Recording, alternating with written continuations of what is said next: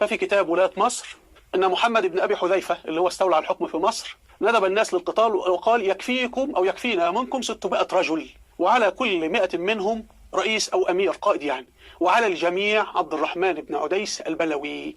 وعبد الرحمن بن عديس البلوي هو سيقتل عثمان بن عفان ثم سيقتل سيدنا معاوية فيما بعد ذلك يعني. ثم اتجهوا إلى المدينة المنورة، وعلى الجميع عبد الرحمن بن عديس البلوي. وعبد الرحمن بن عديس البلوي هو سيقتل عثمان بن عفان ثم سيقتل سيدنا معاوية فيما بعد ذلك يعني.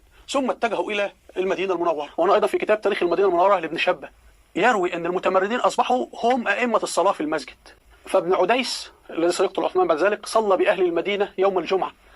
فابن عديس الذي سيقتل عثمان بعد ذلك صلى بأهل المدينة يوم الجمعة، فطلع على منبر رسول الله صلى الله عليه وسلم وخطب. وطبعا في روايات كثيرة أنه شتم سيدنا عثمان وقال أقوال مكذوبة على لسان الرسول إلى آخره. طبعا في روايات كثيرة أنه شتم سيدنا عثمان وقال أقوال مكذوبة على لسان الرسول إلى آخره.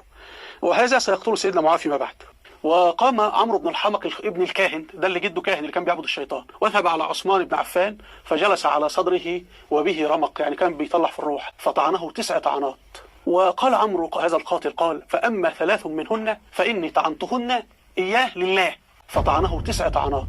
وقال عمرو هذا القاتل قال: فأما 3 منهن فإني طعنتهن إياه لله، وأما 6 فإني طعنتهن إياه لما كان في صدري من حقد عليه أو غل يعني.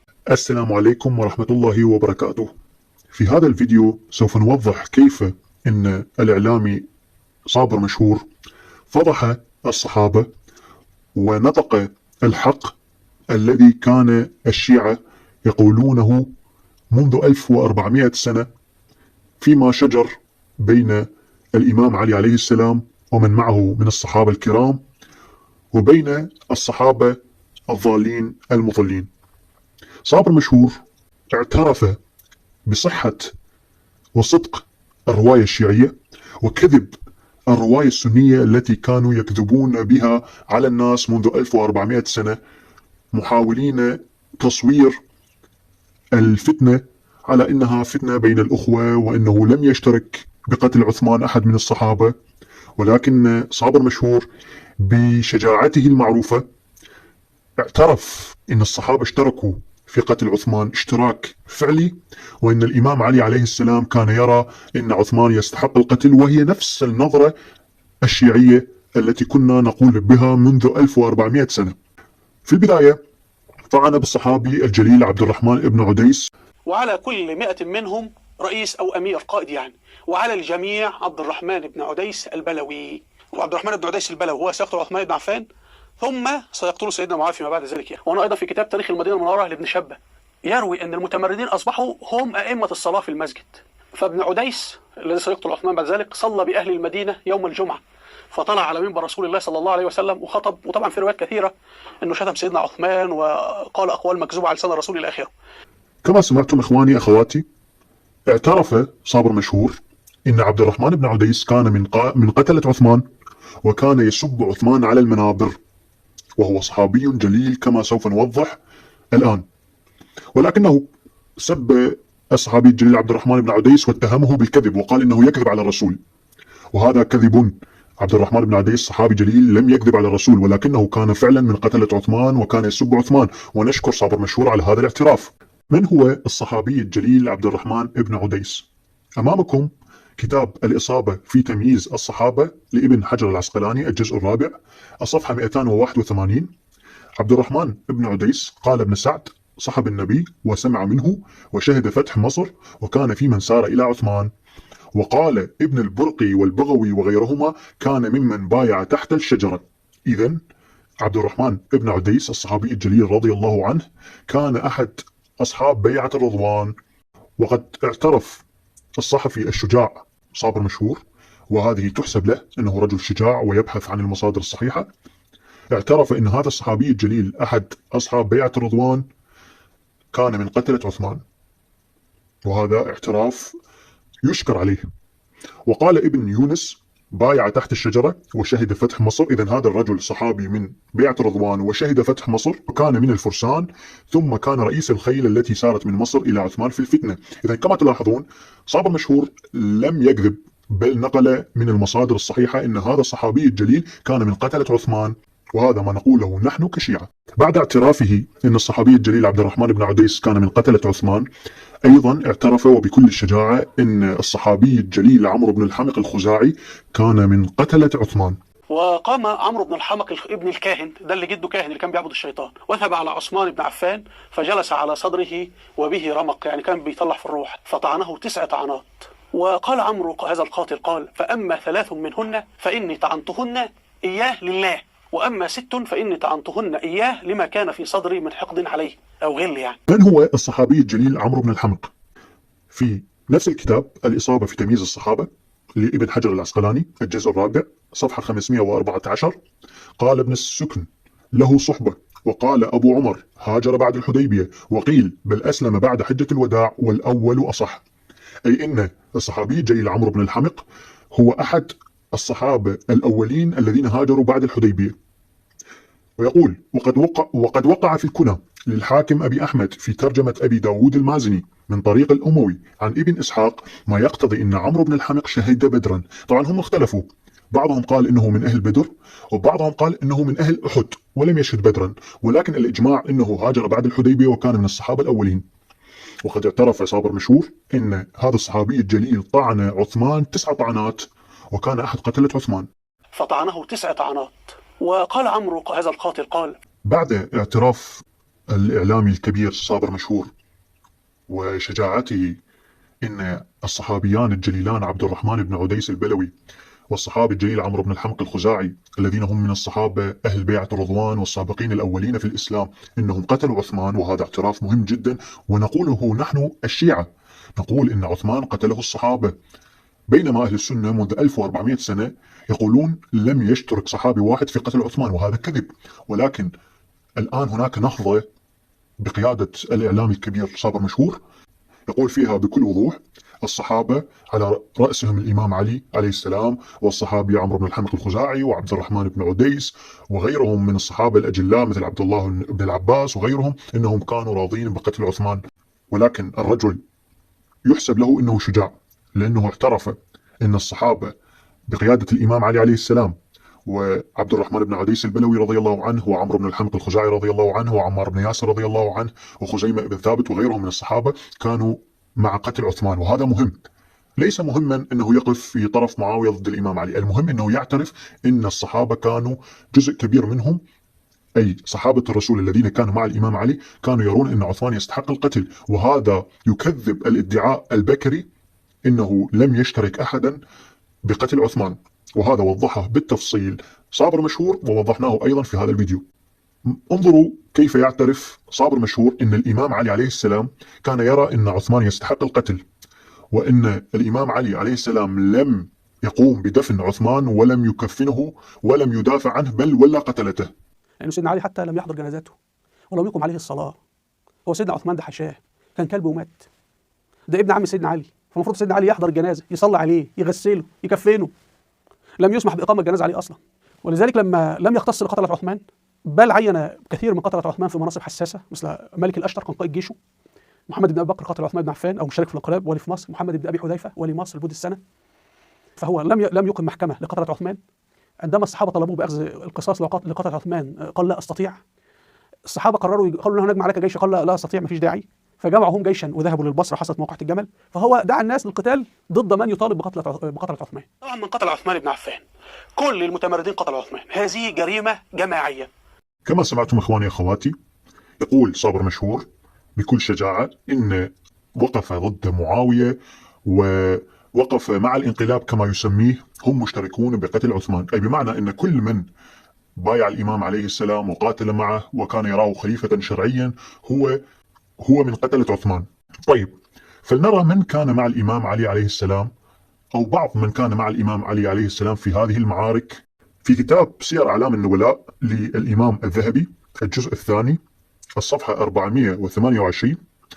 وقال خليفة: شهد مع علي من البدريين عمار بن ياسر وسهل بن حنيف وخوات بن الجبير وأبو سعد الساعدي وأبو اليسر ورفاعة بن رافع الأنصاري وأبو أيوب الأنصاري، وشهد معه من الصحابة ممن لم يشهد بدرا خزيمة بن ثابت ذو الشهادتين، وقيس بن سعد بن عبادة، وأبو قتادة، والسهل بن سعد الساعدي، وقرظ بن كعب، وجابر بن عبد الله، وابن عباس، والحسن والحسين، وعبد الله بن جعفر، وأبو مسعود عقبة بن عمرو، وأبو عياش الزرقي، وعدي بن حاتم، والأشعث بن قيس، وسليمان بن صرت، وجندب بن عبد الله، وجارية بن قدام السعدي. وقال عبد السلام بن حرب عن يزيد بن عبد الرحمن عن جعفر عن عبد الله بن عبد الرحمن بن أبزة عن أبيه قال: شهدنا مع علي 800 ممن بايع بيعة الرضوان، قتل منهم 63 رجلا، منهم عمار بن ياسر رضي الله عنه وارضاه.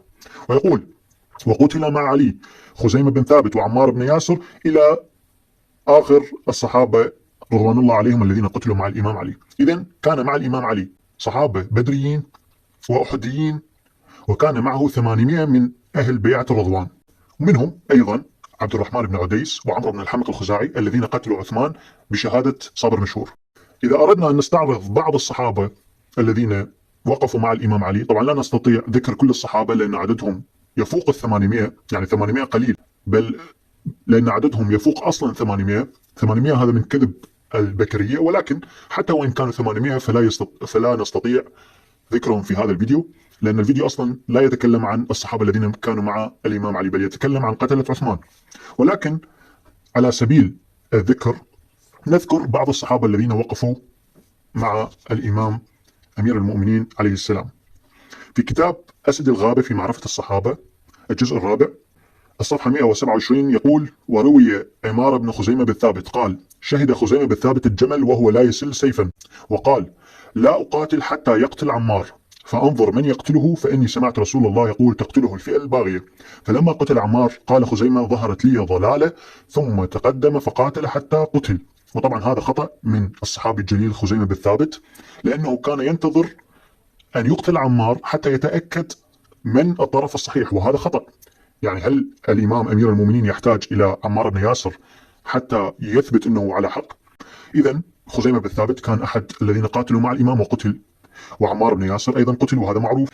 أيضا في كتاب أسد الغابة في الجزء الثاني الصفحة 280 يقول عن معاذ بن رفاعة بن رافع الزرقي عن أبيه، وكان أبوه من أهل بدر. إذن رفاعة بن رافع كان من أهل بدر. ثم يقول: ثم شهد رفاعة الجمل مع علي وشهد معه صفين. هذا أيضا صحابي بدري كان مع الإمام علي في صفين والجمل. أيضا في كتاب تاريخ الإسلام للذهبي الجزء الثاني الصفحة 530 رافع ابن خديج يقول: شهد أحدا والخندق واستصغر يوم بدر، أي كان صغيرا. وشهد رافع صفين مع علي عليه السلام.